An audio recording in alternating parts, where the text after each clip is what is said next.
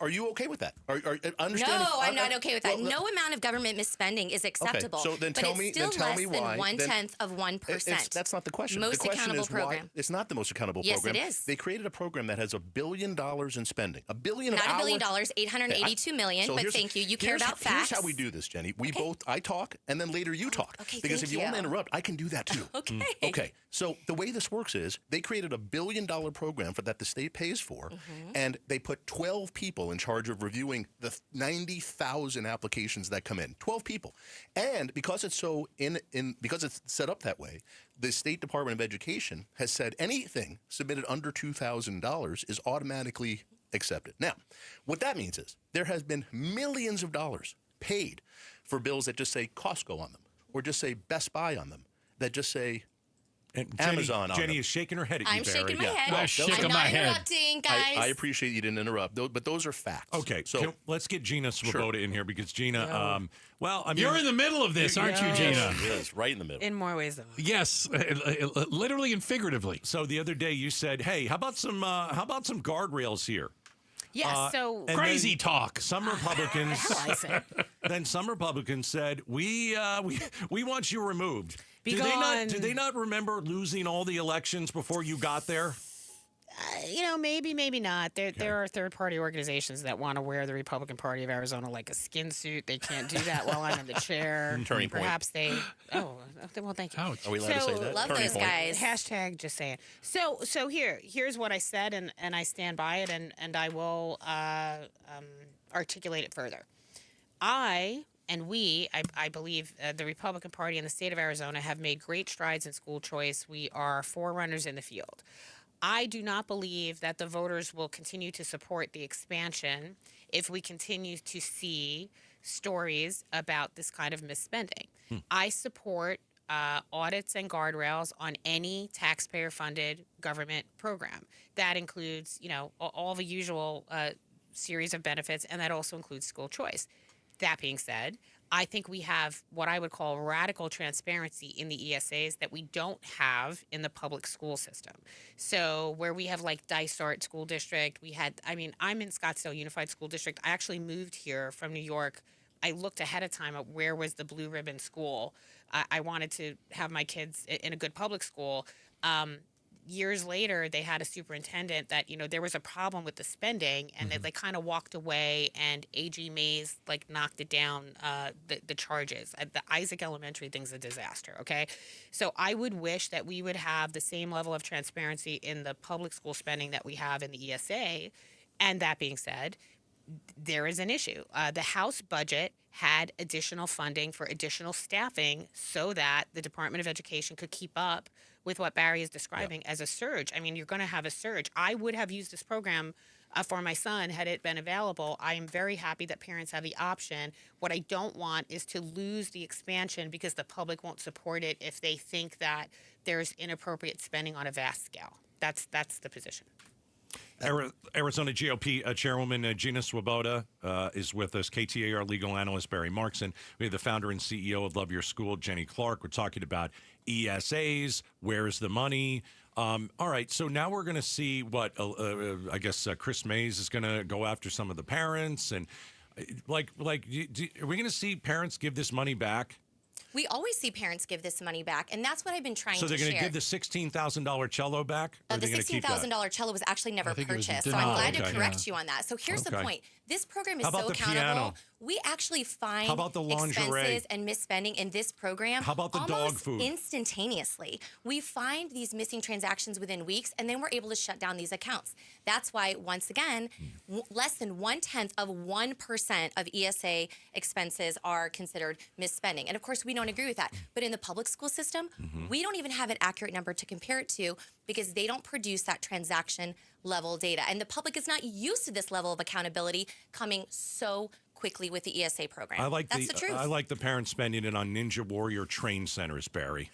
Yeah, look, the reason there's a couple things here. First, it is a small percentage, and I'm glad it is. But let's say why it is because it's grown to over $1 billion. Right. That's why it's so small. Well, the money figure is big. The thing I don't. Right, it's millions and millions of our dollars, tens of millions of dollars. The question is, Is this okay with you that this stuff is being spent on jewelry and diamond rings and Rolex watches? Non-education related things? Absolutely not. Okay, Arizona well, that's families great. should spend dollars according to the law. The law, the rules, and the handbook outline approved expenses. What I want to say, just as an ESA parent, is that I upload a receipt for every single transaction. I have to upload therapy licenses and different documentation for every single transaction. I don't think you'll find anybody who says that misspending is acceptable. What I'm trying to do is frame it and put it into context. Again, we are discovering it so quickly and shutting it down so fast. The public isn't used to that because it takes 5 to 7 years to find misspending in the public school system. I appreciate that you do that. And I'll say this. I think 99% of the parents who are using the program probably are using it right. Using it properly. I absolutely agree with you. Thank you. But you're incorrect that there are it is.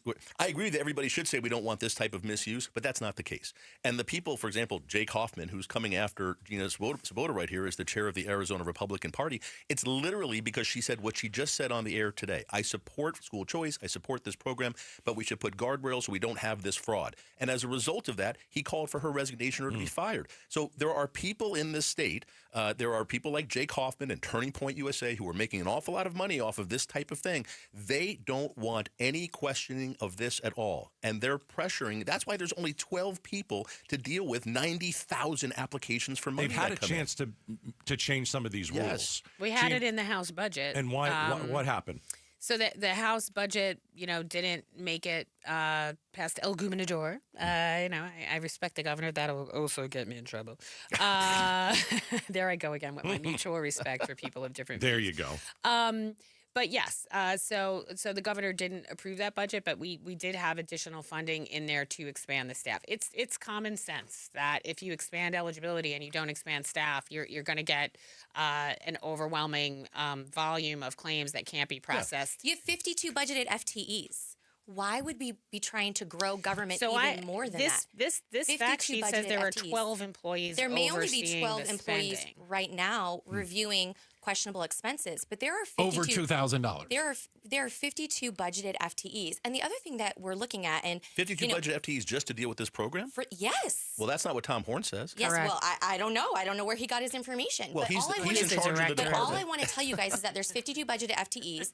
They're struggling to hire just like everybody else. But I'm not a big government gal. I believe that there's programs, there's technology, there's other things that we can do to help make sure that the program is accountable. Like and that the we risk limited audits and that I we called for avoid in my misspending commentary and fraud that led in the to program. the brouhaha. There's lots of technology out there that we can use and we should use because I agree. We don't want misspending in this program, and thankfully, it's as small as it is with 12 employees right now. So do you think when Tom Horn came out a few weeks ago and said and turned down requests for Rolex watches and some of the applications for things that didn't appear to be education related, do you think that was a good thing or a bad thing? Oh, I've already said that's a good thing. Do I need to repeat myself? Yes. We should not be misspending I didn't in hear this you say that, program because we should be spending on educational so approved items. So just so I'm clear, you disagree then with Jake Hoffman, who lambasted Tom Horn for doing that? Well, I didn't see the tweets. I haven't seen the posts. I can't speak to that. Well, but what I know is this. You're on Twitter all the time. I'm surprised you didn't see it. Oh, well, thank you for following me.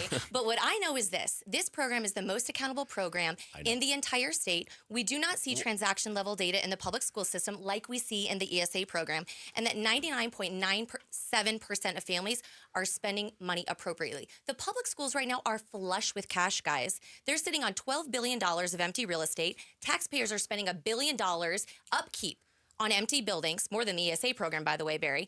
And in addition to that, we just recently discovered they're sitting on $7.8 billion of cash. Let me give Barry the last word here. Sure. Is there, I'm just confused why you can't say that people who are upset with people like Gina and Tom Horn, who are simply trying to put with things you agree with, to say we shouldn't have misspending, we shouldn't have fraud in this program, and they're attacking those people, why you can't say, I disagree with those people, I stand with Gina, I stand with Tom Horn? Do you want me to respond? Yeah. I'm a mom of 5. I'm a busy lady. I run a nonprofit. I don't follow all the Twitter You're controversies. standing right here right now. Sorry, say guys. Say it right now, that you disagree with people who are attacking I those haven't who even just... seen the things that they've posted. Okay. I'm sorry. Okay. Isn't Hoffman a pill? Can I just Gina, Yes, a I pill? believe my exact quote was low rent grifter. But, Low rent grifter. Yeah. All right. I just had to get it out there. Why is that guy such a pill? Why? I don't know. What is the deal? I don't think. I think there are some people that really don't want to win. They want to be right. more than they want to win. They have to have it all their way or it's the highway. Well, we've seen that in the past, haven't we? And we have. And the party was very united, and we won more than we've won since like 2010. And we don't all have to think the same way and, walk in lockstep. And Republicans historically have been proud to say they're independent thinkers. And this is the opposite of that. If you are going to punish people for having a different viewpoint, then you are not, in fact, an individualist that supports the rights of the individual. Here. I just wanted to get that out there All because right. you're There you here, go. and I know that he was not happy with what you said about ESAs, and we're going to talk now about the Democrats and why they're not doing bad. So let's talk about that. Well, what we've seen is, and again, this is voter registration numbers. I won't bore you with the specific numbers because they go in one ear and out the others. But Democrats are losing registered voters. Republicans are gaining registered voters. But even I think you'd admit, independents are also gaining a heck of a lot, right? Correct. So people are leaving the Democratic Party, it looks like, and becoming independent. Is that how you read that? I do, and so I said all year last year when people would ask what's your program? I'm listening to the voters to see what they care about. I do not believe that the Democratic Party is doing that. They're still apparently not doing that. I just saw the coverage of their DNC meeting with their new chairman, the National Party. They are continuing to talk about things that the average American they don't care. They don't care about your acknowledgments of what's gone on. It doesn't mean you have to be insensitive and hurt people. They care about how things are impacting their everyday lives. So while we have seen an increase in border security that is enormous and very helpful, I have seen inflation come down. That's in the data. People are still looking to know. Young people are still beside themselves, wondering how they will ever be able to buy a house and form a family. Where is the conversation from the left on that? So, yes, I think people will continue to be attracted to either the Republican Party kind of entrepreneurial spirit and, we're the party of solutions for what ails you, or the Independent Party, which is just like, you know what? A pox on both your houses. No one's talking to me. I don't want to be affiliated with any of you. Yeah. You don't understand me. But the Democrats are going to keep hemorrhaging as long as they refuse to listen to the voters. It's that simple. Yeah, and it's on both sides. You just mentioned Jake Hoffman at Turning Point. They don't want to hear from people who are successful or people who have different ideas but still within the Republican tent. And the Democrats have the same problem. They have a lot of people, if you're not going all the way to the left, if you're not saying awful things about Israel, if you're not saying, if you're not in the Bernie Sanders and that far and that part of the party, they don't want to hear from you. And they're purity tests. And Yes. I keep saying this at both parties. If everybody would move a little bit to the center and just, it doesn't have to be so far to one extreme, so far to the other extreme, I think you'd actually pick up even more people. The Republicans were doing that. We'll see if that keeps happening. It's easier to do that when you're the party out of power. We'll see if they can do that when they are the party in power. Who's the leader of the Democratic Party right now? Can someone tell me? It's me, and I'm a Republican. No, it's I think it's Gavin Newsom? Gavin It Newsom is Gavin Newsom, and that's Yeah. not good. Pritzker made a point. I think it's great. Are you kidding me? That's 'cause you're- I know why you think it's great. Let me just tell you this. I'm a mom. Yeah. I got 5 kids. I got a house that thankfully I bought 10 years ago, so I'm already in a house. But the things I think about as a mom, as a millennial, as all these things is, are my kids safe? What's groceries looking like? Is my son going to be able to afford to go to college? To Gina's point, is he going to be able to buy a home? Those are the things that I think are on the minds of the younger generation, those new voters. They're certainly on my mind and the moms that I talk to on the playground. See, what's not on people's minds is Gavin Newsom trolling Donald Trump. Nobody cares. No, I think and you're right. he cares. should cut it loose. Yeah. Nobody cares. All cap tweets. Yeah, I'm going to disagree. I think Okay. it's finally somebody. He's not going after Donald Trump. He's holding a mirror up to Donald Agreed. Trump. So if you don't like what Newsom is doing, then you should also be able to say I don't like what Trump is doing because it's the exact. He's pointing same out the thing. hypocrisy. Yeah, is what he is. That's what he's People doing. that get outraged at his tweets and Right. love Trump's tweets. Right. So no new That's idea. an inconsistency. But at least you're consistently inconsistent. So the Democrats are going to run once again on "We hate Trump." How'd that Right. work out? It They're doesn't, probably it not doesn't gonna work very well. I think it's going to be the Democrats are going to have an opportunity here. We'll see if they take it to be the party that wasn't in power. And you said inflation's going down. I think the numbers actually show inflation rising a little bit. A lot of the things that Trump said are going to get better are not. Employment numbers are down. There's things that are not great right now, but some things are good. Some things are looking up. Midterms are about who's the most angry. Yep, and about the point. economy at the time. Good So point. we'll see. Last time Trump was in office, the Republicans lost a whole ton of seats in the House at the midterm. Because See what Trump happens. wasn't on the ballot. Correct. In a midterm. I have that issue. I I have low bet you do. acuity working class voters, and I've got to get them out. Yeah. All right, let's turn our attention to what's happening in Washington, D.C. So we've got, I mean, I don't know if you want to call it a takeover, but we've got, National Guard troops there. They've been deployed to Washington, D.C. This is something that Trump wants to do. I'm not for this. I think it's a lot of show. I don't think that these National Guard troops are able to really do anything. Really, if you look at the law, they're only allowed to watch certain buildings. I mean, they're not allowed to go into neighborhoods. Well, they're not police, right? Right. So can we by law? Why is he doing it? What is the reason? Is it I want to keep people safe, or is there something else? Barry, let's start with you. Well, it's totally a show. But if you really want to be concerned about something, we'd all agree that drugs coming over the border here and the drug situation in Arizona is dire. Would we agree on that? Mm-hmm. Yes. Drugs are a problem. Trump literally pulled 60 DEA agents out of Arizona so they can go patrol in Washington, D.C. You okay with that? Yes. I mean, that's literally what he did. Gina, why are you okay with that? So I think that it's important to have a show of force as a deterrent. I think when there are no law enforcement anywhere, or local law enforcement is absolutely prohibited from acting, you're going to get out immediately as soon as you commit a crime. There is a cap on how much you can shoplift before they even attempt to apprehend you. I think it makes a difference. And I know you're going to talk about the Reuters poll in a minute, but there was another poll from AP NORC that showed that the majority of respondents supported the president's movements to nationalize, right? So they said 81% of Americans agree crime's a major issue. That's 96% of Republicans, 68% of Democrats, and 72% of independents, and 53% of Americans approve of the methods by which he's combating crime. So sometimes, having a show of force is important. I appreciate what you're saying, Barry, but we've seen the number of people crossing over the border dropping, crashing. Agreed. So, yeah, if we can keep people from being murdered on the streets of the Capitol, I'm for it. Well, I'm all for that too. And the one thing I agree with what Gina said, and this is where Democrats have messed up in my mind. The stuff they've done in these major cities, not arresting people who shoplift $995 worth of stuff, not letting people out without bail. They don't have bail anymore, so you're arrested, you're just let go.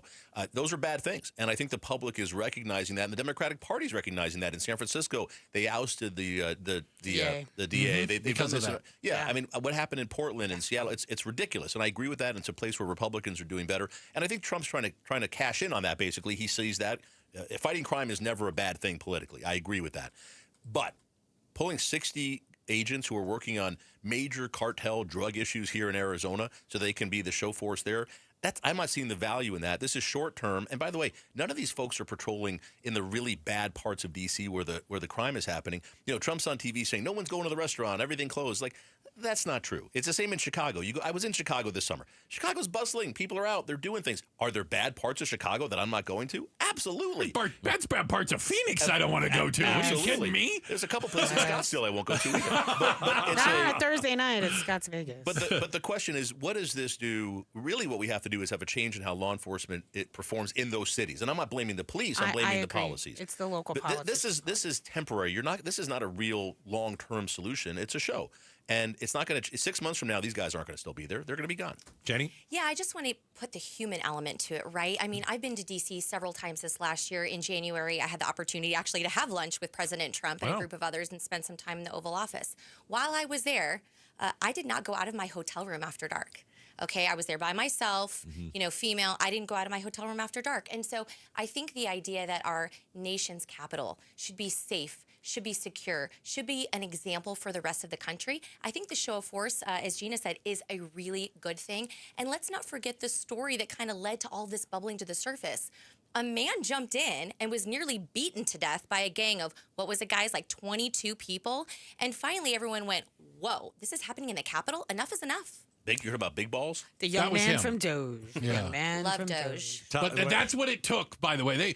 Washington, D.C. at one point was the murder capital of the United States. It's not anymore. I'll give them that credit. St. Louis is. tweeted. St. Louis is the murder capital of the United States. But Yeah, that's what it took, apparently. But they were fine with other people killing each other. Here's the bigger issue, and it becomes this authoritarian part of it, and that's what really scares me here. Are you going to be okay when there's a next Democratic president and he sends troops into Mississippi because they're having a huge heroin problem there, and there's so much heroin abuse? Well, Hattiesburg, Mississippi has a higher murder rate than Washington, D.C. And that's the point I'm making. Imagine if Obama had said, I'm sending the National Guard into a state because they have a huge problem there, or he said, I'm sending the National Guard into Dallas because Dallas is having a crime problem. I would have supported that during the Summer of Love where everything was on fire. Okay. Like there was a big movement. People were like, call in the National Guard, call in the National Guard. And they didn't call in the National Guard. And people were killed. Who was president? It was President Trump. Yeah, it was Trump. I'm not. That's what I'm saying. I mean, I believe this is learning from the first administration that at a certain point, if you don't draw a line, it's just going to snowball. And I've been Washington, in D.C. The crime rate has been going down. There was no emergency that led to this. Right. Well, you call the National Guard in. It's supposed to be for an official emergency. Yeah. Is there official emergency in Washington, D.C.? I think we've been at a red level crime in urban cities for like 20 years. Why are there still troops in L.A.? Well, that's a great question. I would posit that. Because Trump likes having... Do you having... think it's... Go ahead. Why do you think? I think that Trump wants to start to nationalize things. I think it's a power grab, and he wants us to get used to having troops on the street. We're not supposed to have troops on the street. We have laws about these things. Posse comitatus. Yeah. I agree with that. I love it when somebody mentions posse comitatus. I don't think that. I heard someone say today, a person I respect very much, that they had a concern that these troop placements were something to do with the midterm election. Okay. Yeah. And I would like, just for my own personal view, to disabuse everyone of that opinion. To your point, they're not going to be there in 60 days, much less in 18 months. Trump has actually made comments that we may not be able to have elections in certain areas because of crime and other things. We somehow managed to do it all during COVID. We did it in the Civil War. Yeah, we but had the President of the United troops States on the battlefield. But the President of the United States is literally saying we may not be able to have a midterm election. I have not because heard of that. Crime. I have not heard that, and I do not think that will be the case. I think the United States of America will have an election no matter what happens. Imagine if Obama had said that. All right. Imagine if Obama had We got to leave it on that. All right. So there is some new information out there, I guess, and it depends on, maybe it's who you ask. But it quoted current and former ICE officers, officials with ICE, talking about burnout and frustration as they struggle to keep up with the aggressive immigration policies. Is there any concern about this? Is this also, do you think ICE likes being asked to do some of this? It is different.